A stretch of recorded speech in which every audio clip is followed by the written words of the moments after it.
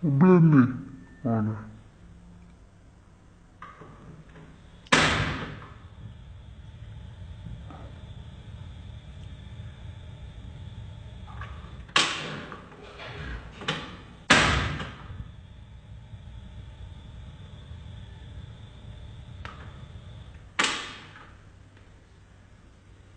Inilah peyek yang berisi plastik.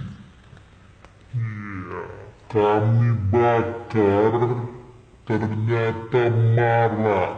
Ini di dapur Dokter Janibar.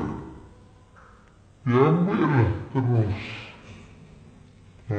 Kami rame-rame menyaksikan ini. Ini bukan berita bohong, tapi ini memang benar. Maraknya hingga kayak begini. Inilah contoh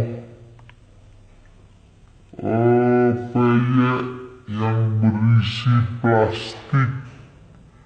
Hati-hati kalau beli peyek yang sudah jadi.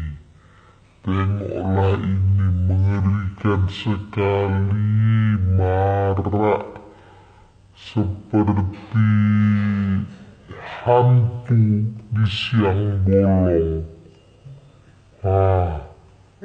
Meneteskan plastik. Tengok nih Halid,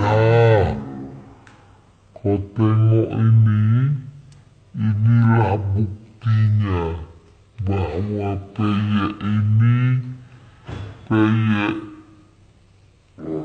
gorengnya bercampur dengan plastik. Ini kami buktikan, kami bakar di dekat kompor kami di rumah Dokter Janibar.